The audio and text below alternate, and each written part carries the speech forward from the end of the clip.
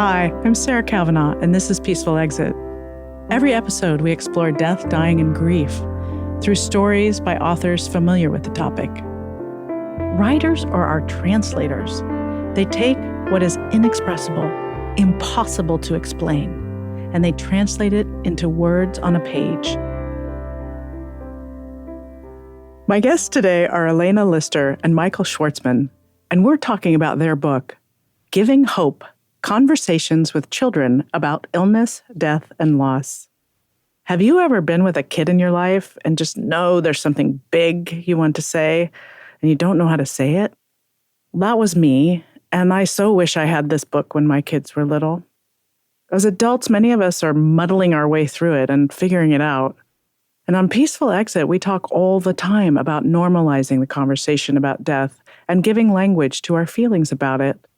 But having an open, evolving conversation about death and life's hardships with your kids might be scary. And it's an amazing gift you can give them. You may feel less than qualified to have this talk, but this book is a North Star and a practical how-to manual. This episode is not just for parents. It's for anyone who has kids in their life. Teachers, coaches, aunts, uncles, neighbors, you name it. Or even taking some of this advice and applying it to your adult relationships. The important thing is, we just need to be having these conversations. Welcome to Peaceful Exit. Thank you. I'm so glad you're here today. We're glad to be here. I so enjoyed your book. How did you two come together to work on this book? I had been doing this work dealing with death and dying in schools for quite a while, all starting with the death of my daughter when she was 6 of leukemia, and working with her school, her and her older sister's school, and finding that children had questions. They needed a space to ask questions about death and dying. And yes, maybe they'd be frightened, but they were curious. So I sort of delved into that work because we found people couldn't talk to us when it was happening to us. And I didn't want other people to feel as alone as we had felt about it. And also, I just had to make some good come out of her suffering and her death. Yeah. So I'd been doing this work, and Michael was an amazing psychologist on staff at a school. And we worked together in the trenches for quite a while and found that we had a really easy camaraderie and that we both deeply believed in the need to talk honestly and with compassion to people of all ages about death and dying, the need to face it squarely. And then I got this crazy notion that I wanted to write a book about this. I, like many people, lived a blessed life where illness and death were kind of like remote, and people died when they were old and they were meant to die. And it remained a subject that was always very scary to me. And when she asked me about doing this, it was the last thing I wanted to do, but because it's such an important thing, and I've always thought of Elena as like a superwoman, because to me, one of the major problems with this area is you have to really bolster yourself to be able to think about it. And she's been able to do that, and she's been able to make it a much more, quote, normal thing. Where do you think that comes from? Well, I had the benefit of something which I think is not too common or wasn't then, and that is that my father, who was also a psychiatrist, early on in my life took it upon himself to emphasize that it was important to face life's harsh realities and that he was going to be there in it with me and my older sister. And that when there was a death in our family, and there were many of close relatives when I was young, and we would go to, let's say, a funeral at a cemetery, he would take me around to the other gravestones and read what they said with me and note how old that person was when they died, whether they were young or old. I had goldfish as a child, and Mr. Rogers says every 4-year-old should have a goldfish because it gives you the experience of dealing with loss about something that isn't a devastating loss. And I would, under my father's guidance, take a big matchbox and put my goldfish in there and wrap them in tissues and take them now, don't tell anybody, Central Park, and make a little grave for them and have a little ceremony. So I came into the experience of my daughter facing terminal illness already with having been parented to face terminal illness. So if you had asked me a year before my daughter got ill, can you imagine talking to your then 5-year-old daughter and then 8-year-old daughter about the 5-year-old dying? I would have said, no way. I mean, that's horrifying. It's terrifying. I don't think I can do it. But I think I'm not unique at all, and that when you're in the situation, you have to do what you have to do. And my younger daughter needed answers to questions, and I felt like I could not leave her alone facing what was going on inside her mind. And neither did my husband feel that way, and her older sister. So experience does inform what you're capable of doing if you let it. Yeah. My mother died 21 years ago, and making meaning out of losing someone who is very close, like your daughter, like my mother, that's what Peaceful Exit is all about. She didn't get what she wanted at the end of her life. She wasn't close to people that she loved. She was in a phase 1 cancer trial, far away from home. We're all about helping and encouraging people to talk about death. And you both have really come up with such a beautiful book, Giving Hope, to help families in this very, very tangible way, which I so appreciate. Thank you. So all the stories, all the language in this book are so helpful. It's so honest. Like, I don't want to see cousin Mimi. She smells weird. Those are the types of responses parents are nervous about fielding. And tell me a little bit about expecting the unexpected. What we have found is that there is no one way, there is no the way, there is no right way. It's just the way. And when you can operate under the idea, expecting the unexpected, you can be available to, whichever way, wherever, the experience takes you. You have to fit with it. It won't just fit with you. Yeah, I think, one of the things we advocate is knowing yourself as well as you possibly can about the questions about death and dying when you're interacting with other people, especially youngsters. Because you can't be steady and sturdy in the room if all of your own noise is in there and you're terrified about what you're talking about. So you really need, as an adult in the room, if you're talking to a child, actually, if you're talking to anybody, that you square away your own stuff about this. And we would advocate in talking with a child that you do the same about your child. What is your child going to be like in response to hearing that Aunt Jane died? So we know they usually keep their feelings in. Okay. So, and they usually like to draw in response to emotional things. So, okay, this is what I expect. And then you walk into the room, and of course, children are absolutely wonderful. They totally surprise you all the time. And your child does something completely different. And it can throw you unless you go into it with whatever my child brings to this conversation, I'm ready for, because it is what they need to be doing. We think of these conversations as a process, not once. So when you're having a conversation with somebody about a dying person or a death, it's one piece, and that's going to evolve. So whatever a child is doing at that moment is what they're doing at that moment about it. And it may not be the same thing they're doing the next morning or 3 weeks later or 3 years later. Because we believe that the process of dealing with a death of someone close to you continues for the rest of your life. I call grief the gift that keeps on giving.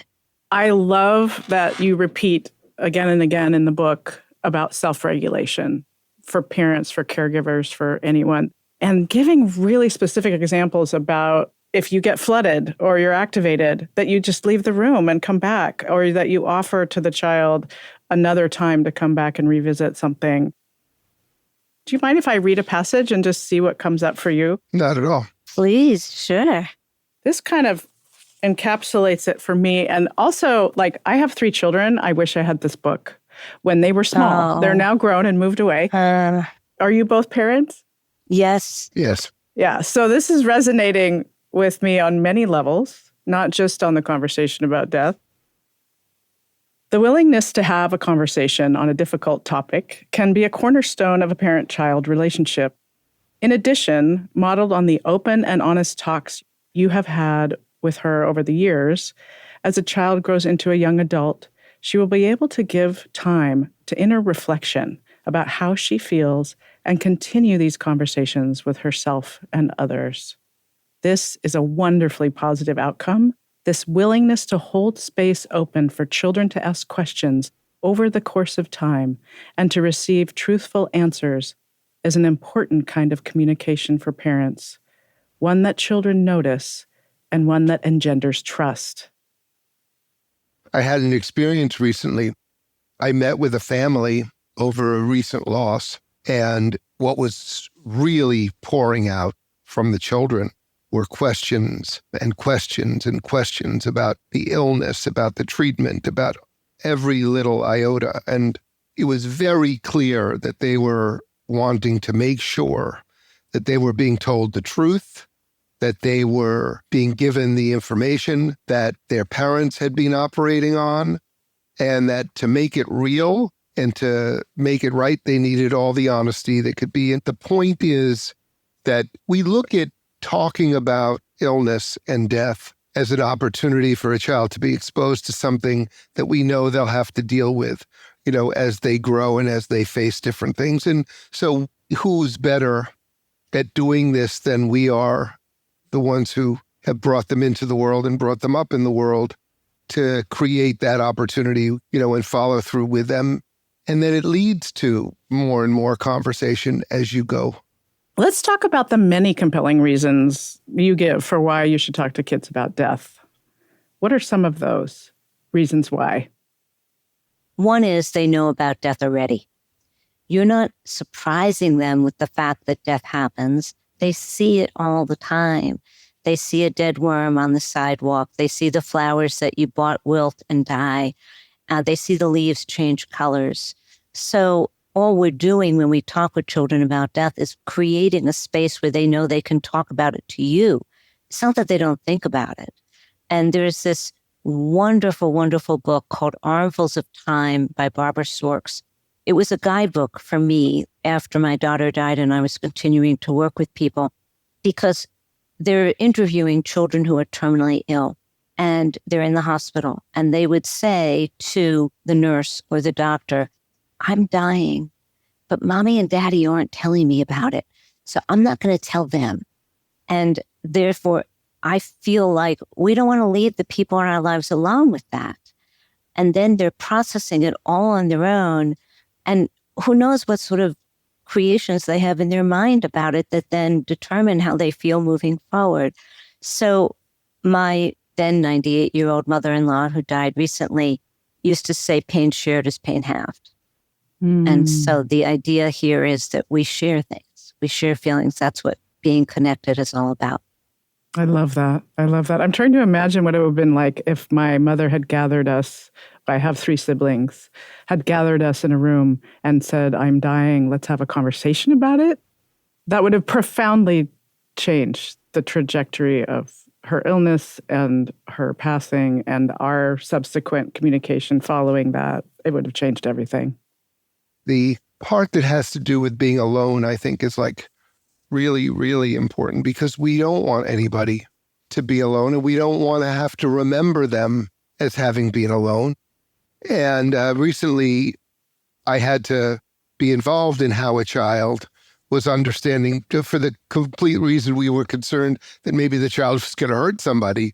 And you could say that the child was using words, but really was not applying the same meaning to those words that we would have. And by hearing what he was saying, I could feel much more comfortable, about where he was at and what he needed to deal with. I would add, and we are big advocates of using the word died, because children get confused if you say this person is gone or we lost Aunt Jane. That's used in common parlance all the time. I lost my keys, and keys can be found again. So what are you communicating to a child? That loss is not permanent and death is permanent. We learn how to bring somebody forward with us. We don't believe that people move on. after death. We call it moving forward with. And you learn how to integrate it into the very fabric of who you are. It's what you're doing, Sarah, in carrying forward your experience about your mom. It's what I do about my daughter. It's what Michael does in trying to face the hard stuff. We all find our ways of bringing forward our memories of people that were dear to us. So the paradox is, the more we back off from somebody, let's say when they're dying, the less we have of them after they die. And so the very thing we're fearing, we're actually creating. But if you delve right in, as they say, lean in, you end up with these moments with the person who's dying that are absolutely amazing and beautiful, even if excruciating. But as you say, so, especially your mom's generation, nobody talked about dying and death, no way. And what I do now with medical students and residents is train them how to talk about death and dying, both within their own lives and with patients, because I didn't get that training. And if you know how you do it in training, then when you become a doctor, you might be able to do the very thing with your mother that probably wasn't done with her, where somebody said, have you thought about having a conversation with your children about what's going on? And how do you understand what's going on so that we can help you communicate about what's happening here? And I imagine no doctor did that. So she didn't know how to do it, of course. But we want to raise a generation of people who do know how to do it. I love that. I love that. I was thinking of you as I was reading the term parenting a memory. So if you lose a child, you're still a parent because you're parenting their memory. And that was so beautiful in the book. When my older daughter went to sleepaway camp after her sister died, she was asked if she had any siblings, and she said no. And it broke my heart until I gathered myself and realized that it was just too painful for her to tell other kids what had happened, kids who didn't know her before. And now that's different. She now answers differently. As I said, things evolve. But when you ask me, how many children do you have? I say 3. One who died of leukemia when she was 6. Because I still have her, as you can see right here. Yes. So yeah, parenting the memory is how we bring someone forward. I just love that. If my mother had said I had 5 children, one died of SIDS, that would have made our lives completely different, because I didn't know I had a brother until I was 10 years old. So, that completely changed the picture of our family, and it would have been lovely to know. That's right. Yeah. That's right. But it also involves facing certain things 100%. that I guess it needs the scaffolding, it needs the conversation, it needs the support. Well, and like you said, it was a generation where people didn't talk about hard things. I would find a book on my bed about some subject that was a hard subject to talk about, but it would just show up. Wow. Yeah. Yeah. So what do you tell a parent who's terrified of even speaking the words? You can tell they're activated. They have some kind of response. They're in the room with the kid and they're there, but it's like, how do you get the words out? What do you recommend for the parent who's terrified? If they're saying something to me or they're saying something to Elena about being terrified, they're way ahead of the ballgame because they're able to identify the fact that they're terrified. One of the points that we make, which we've referred to already, know yourself. You're terrified, you're terrified. And then it's going to take you time because you're going to have to get through whatever excuses you're giving yourself, whatever rationalizations you're giving yourself. You're going to have to give yourself time to sort of collect yourself and remember the purpose. And you will remember the purpose that you have, which is to bring your children into it. So looking at it from the other side, what do you tell the parent who's terrified? Is you tell them it's fine and important for them to take their time, and then you bring them into what it means for their child to get to learn from them what's actually happening. The book is meant as a companion to each of these kinds of steps because we realize that you can become brave and then you can become terrified again. There are so many bends in the road. You need to collect yourself. But basically what we would say is this is completely understandable. And we mean to help you through those feelings so that you can find the other feelings you're going to bring to bear on this matter. I love that. The main thing I could think of adding is that I'm curious about what they're terrified of, because they may be terrified of facing death within themselves, their own mortality. Let's say they aren't the person who's dying. They may be terrified and reliving experiences of loss they had in the past that they hadn't processed, or they may be terrified of what their child is going to do. And will they be able to handle their child's reaction? So when you unpack that and give it all time, it's a little less scary. So just the process of facing it with somebody makes it a little less scary. And as Michael was saying, okay, so it's scary. And being brave isn't not being scared. It's doing things even though you're scared. Yeah, I love what you said about learning from the parent or caregiver or trusted adult versus the internet. Do you find that's a barrier? Is there any coaching you do around if my kid's addicted to screens? Because you do recommend we put aside our screens, we put aside the phones, you sit together. You know, what happens if your kid is reluctant to do that? I mean, we talk about, setting up a scene where you're going to have a conversation with as little distraction available as possible. We also recognize that people need distraction from the intensity of what it is that they're discovering, what it is that they're talking about. So we look at conversations as ongoing conversations with starts and stops and starts and stops. The internet is a place where there's all kinds of information available. So we're always very wary of that. I mean, one thing that I've been thinking about recently, just in terms of gathering information, as you go through a process and you have a doctor versus you have friends who tell you all kinds of things. The internet tells you all kinds of things. Everybody's got to pick their style. My style would be more I just want to hear what my doctor says. I mean, I know I'm going to hear what my wife says, and I'm glad to hear that. But you have to be very careful that you're not hearing everything. You're hearing a cultivated kind of response that makes it easier for you to break it down into something that you can use as you understand what's going on. And this is what you're passing to your child. Yeah. Many of my teenage patients say to me, my parents always want to have hard conversations in the car. And what is that? They say, because, as soon as we get in the car, they, I've been wanting to talk to you about, and I hate it. I don't want to take car rides with them anymore. And as a parent, I understand that your child is captive. They're not going anyplace. They're sitting with you. But you may notice a lot of teenagers have headphones in for a reason.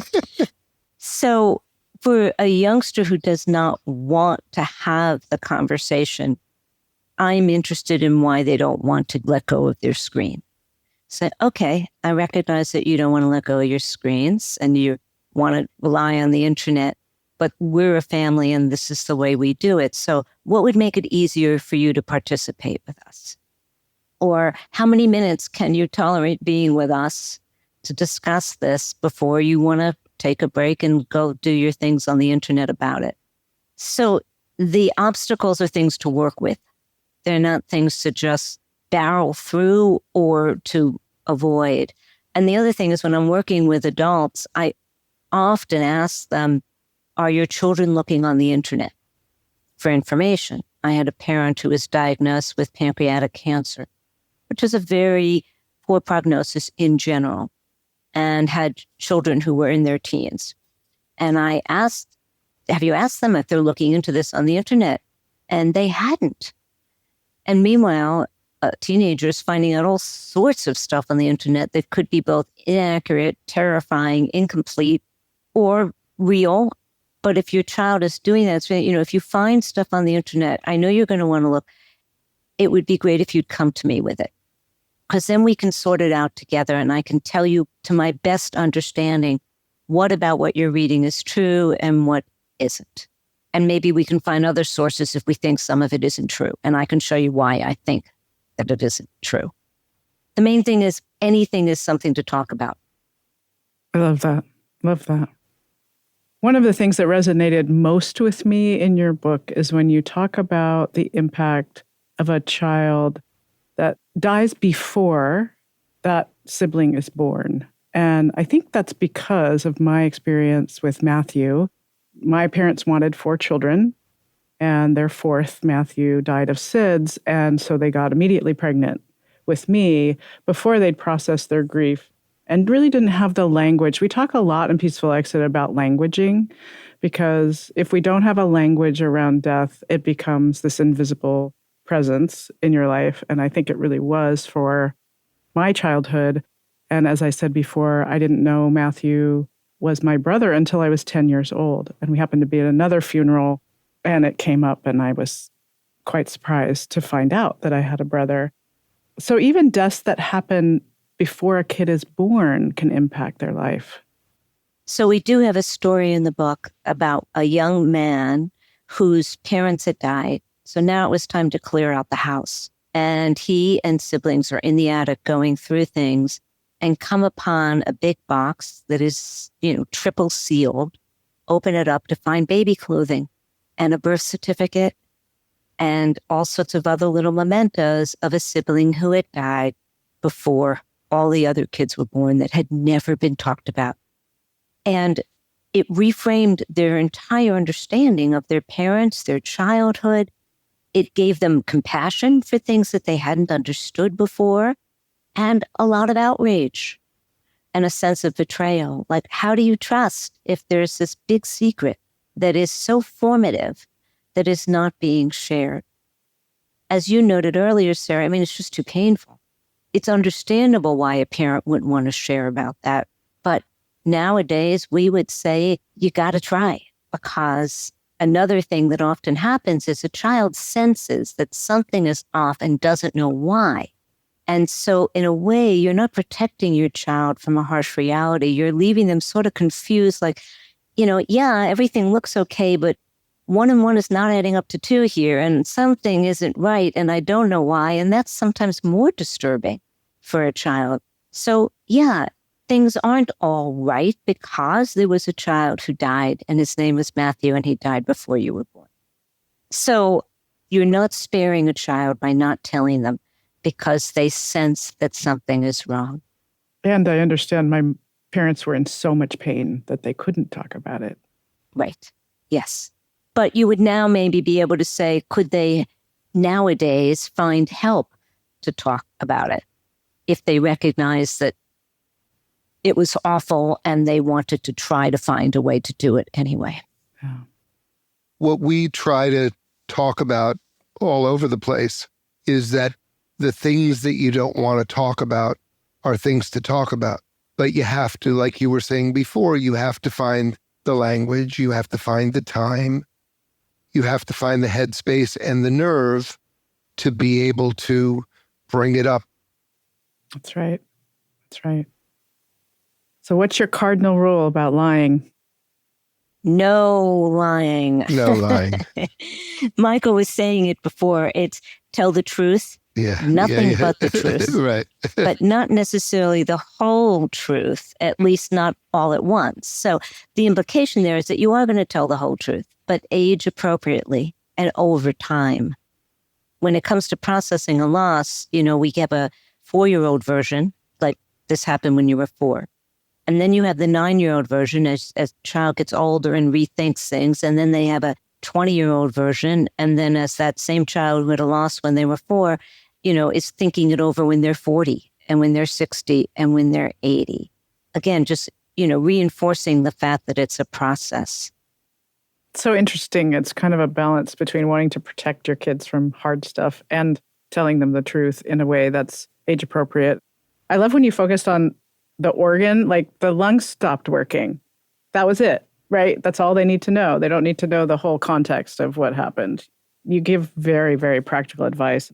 And that's also why it's very important to listen to what they're saying, because we find so often that we might have a thought, Yeah. that would connect with what's coming out. And then you find out, well, what did you mean by that? And they say something that is reflective of how they were thinking about it, which is different Yeah. from the way you're thinking about it. 100%. 100%. It's so important to communicate when someone has a terminal illness. Children should be given that opportunity to visit, or to, if they don't feel up to visiting, to like write a letter or draw a picture with preparation. Don't just wait. So I think of when someone is dying, I think of it as the gift of time. Because, we're all dying, but we don't like to think about that. And any of us could go at any time. But when someone is known to be terminally ill, they've been given a concrete time frame for the duration of their life. And what that means is that they can say, in the spirit of, I'm going to live every moment as fully as I can until I can't. And we all should live that way, but we don't. But when you are facing dying, you might. And so the gift of time also means that the people in your life have the opportunity to say the things that they want to say, to make amends for the things that they, might have said that they regret saying. And there's a lot less, quote unquote, baggage after someone dies. It still hurts like heck. It's not that it prevents the pain, but it allows a gradual process, if that can happen, and sort of a way of integrating it. And as I was saying earlier, having even more of the person to hold on to after they go. But it does mean adapting to, if it's a child or an adult, what can they tolerate?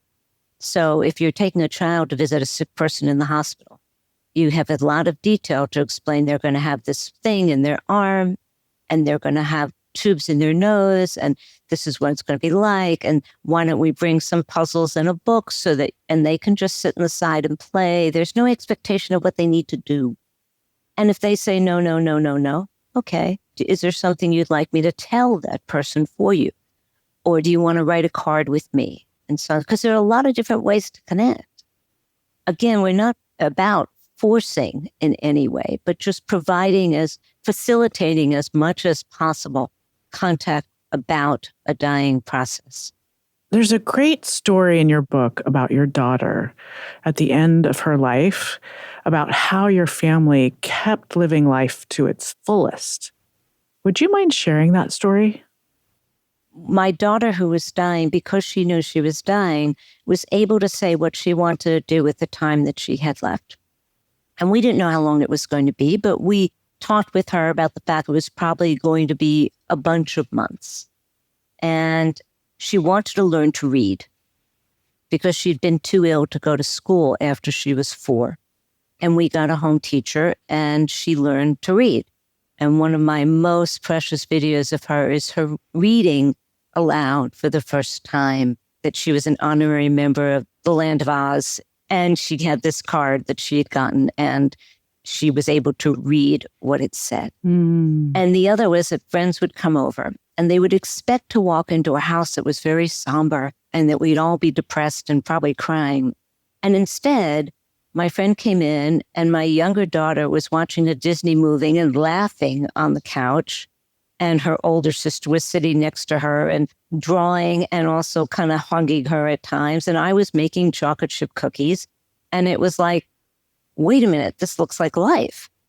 And yeah, you live until you die. I love that. We took her to the movies. We went to a ceramics studio because she said she wanted to be able to make some things before she died. It was about living. It wasn't about her dying. Living knowing she was dying, but living to the most. Love that. Love that. So children grieve differently than adults. Maybe, Michael, you could talk a little bit about asynchronous grieving. How would you define that? What does that mean? I think that when we were writing, what we mean by asynchronous means that a parent might grieve their way and a child will grieve in their way. I think we give the example of a scene during a church service where the adults are all very serious and, listening to the priest, and the children are running around at the same time and playing and being together in their play. And we try to talk as much as we can about a parent permitting a child to be as they're going to be in spite of the way that the parent might be feeling. Now, it might mean that the parent has to get away from the child, but there's nothing wrong with a child getting lost in their play. It doesn't mean disrespect. It doesn't mean, that they're not aware or understanding. It means that they're getting close to it in the way that they can get close to it, which also might mean stepping away from it. And that a parent recognizing that a child can be grieving in their own way as they grieve in their way, leave space for both. I love the term dosing grief. We all do that in the sense that we can tolerate only so much. So when you dose it, you're sort of like letting it in, and then you're taking yourself away, and then you're letting it in. And, the fact that you're letting it in over time, it all catches up and you get to do your grief and, your mourning. Yeah. And I love the idea of, it's almost like you're letting a little air out of the tires, if you want a different metaphor, but it's not all at once. And it's not holding back. It's not like burying it. You're not, because that ends up being very unhealthy when people don't process their grief.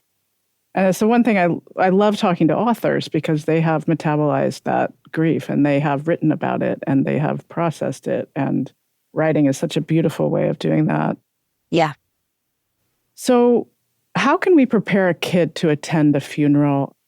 You touched on it a little bit, but it sort of reminds me of my kid's first day of kindergarten when they recommended we take a picture of the bus and a picture of the door of the preschool and a picture of their teacher. And we kind of like walk through what's going to happen today. And yeah, I think what's frightening for kids and for all of us is when things are unpredictable.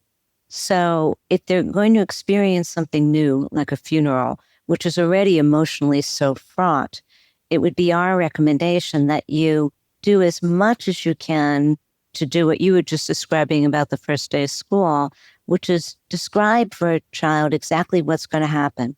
You're going to be wearing that dark colored dress that you have, or those pants or whatever. And I'm going to be kind of in pretty formal clothing. And this person will be there and that person will be there. And probably a lot of people you don't know. And people will get up and talk about Aunt Jane. And you'll hear things that you didn't know before. You'll hear things that you did know. I'm going to get up and speak, whatever it is. And this is difficult for people often. If this is true, there will be a casket. It's called a casket. And the person who died, their body is in that. And that will be often at the front of the room. And sometimes people are invited to go over to it at some point during the service. And you have a choice of whether or not you want to go. And I think I might want to go. But if you don't want to, Uncle Bob can sit with you while I do, and, and so on.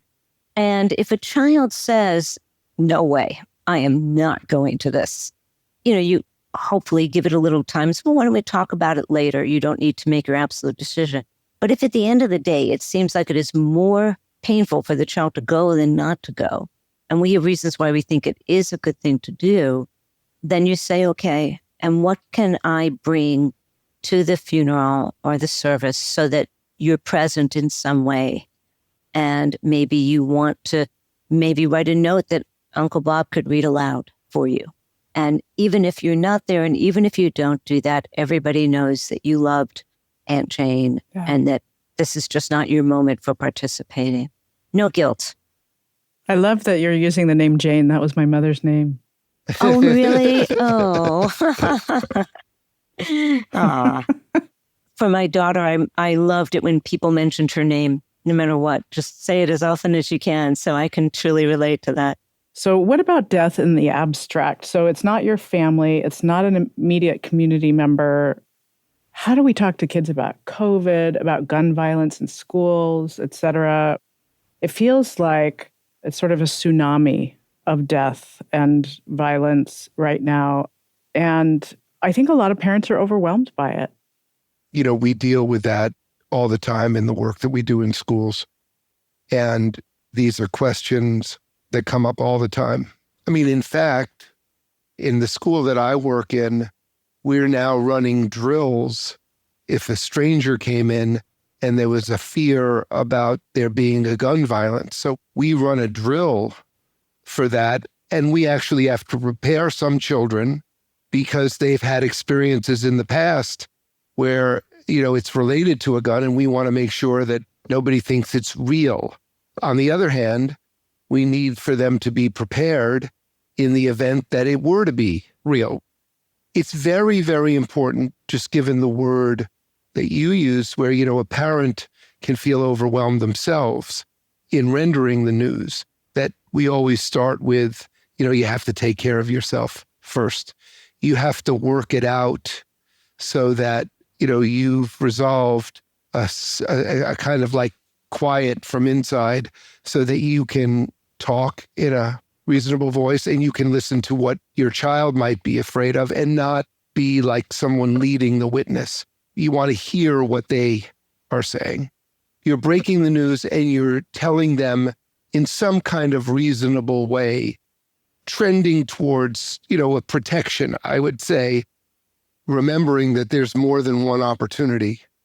You see how they react. And we tend to suggest that you always end with, so what does that mean to you? Or how does that sound to you? Or can you say back to me what you heard me say? So that everybody's very clear, on the dimensions of what, are being talked about. And then it's all in the conversation after that. Yeah, I think that we quote Mr. Rogers sometimes because we're fond of him. And he says, look to the helpers. So when you're delivering really rough social news to a child, you want to create a way, as Michael was saying, how do you feel safe at all in a basically unsafe world? And that is to recognize that while horrible things are happening, good things are happening at the same time. So you mentioned COVID, Sarah. Yes, there are many deaths from COVID, and there are all these first responders who've been stepping up and saving lives and going right in, and doctors working on how to create vaccines and so on. So you're not flooding them with all the good, but really rainbows and unicorns. It's just, there's that horror.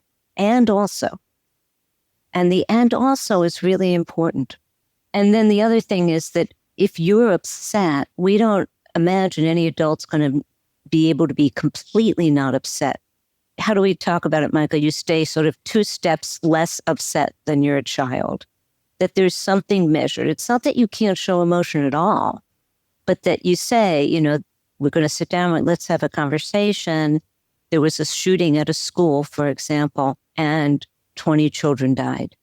And you're teary. How could you not be? So give a second to pause and then further, so do you have any questions about that? Or what else have you heard? Because usually kids know before you do. So the idea is to create a space for their emotion, contain your emotion once you understand it, and make sure they see the whole diversity of the world. Yeah. One of my guests, Mira Patassin, actually invented a ritual around Halloween because there had been a shooting nearby just before Halloween. And instead of just letting the kids go collect candy, which seemed like not acknowledging this thing that happened, they gathered around and had a primal scream, and then they wrote things that they were afraid of and put it in the fire. And it was just a wonderful way. I think the importance of ritual ceremony, art for kids, you mentioned creative arts, and for adults, actually, to process all of this. What if a child says, will you die? Or am I going to die? And that those are the kinds of conversations where you feel you're in the headlights and like you want to tell you, no, I'm never going to die. But of course you are, and you can't, in our belief, the way to build trust in a relationship, lie to them about it. So what can you say? We would advocate something like, if this can be true. I take very good care of my health. I go to the doctor. I take the medicines I'm supposed to take, and I expect to live a very long time. And then a child who really needs to know more will say, okay, fine, but will you die? They're not going to settle for just that. And in that case, you have to answer, I think. And one answer we propose would be, yes, one day I will die, but you will be older and you will be ready and you will not be alone. And while not all of those are true, most of them might be. And so it feels fair to me. And it's a comfort to a child, but it doesn't avoid the reality. You know, one of the essential parts of being a parent is that we raise our children to leave us. And that doesn't mean through death, but it means that whatever we do with them becomes part of who they are, or maybe not, for better and for worse. And they go off with what they have to make life on their own, which is really our major purpose. So we look at how this unfolds over childhood as a way of conveying something that we want them to have. One of the things that we've always found is that somehow when you tell a child something that you know, it makes it more real. And that might cause a parent to want to back away from it because seeing it through their eyes is just making it more unbearable.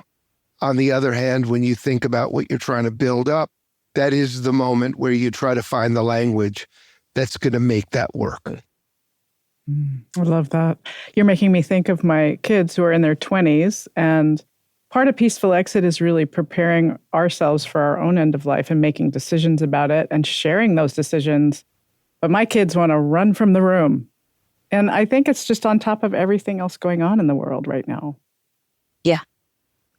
There's an epidemic of anxiety amongst the younger generation for reasons. It is a very unsafe and unstable world. Yeah. Well, this is my last question to all of my guests. For each one of you, what does a peaceful exit mean to you? Wow, Sarah. We don't all get to die the way we want to.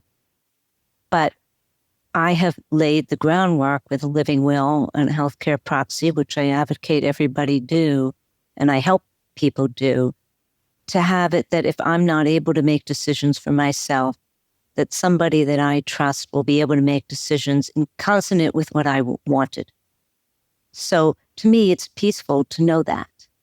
Peaceful to me means, and I know this may not be possible, but free of pain and surrounded by people that I love.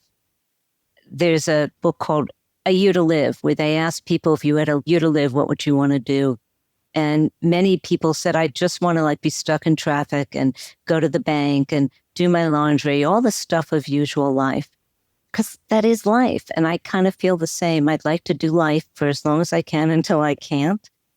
And if I don't have that choice, if I die suddenly, I want to make sure that now I've left things for the people that I love so that they can handle my dying.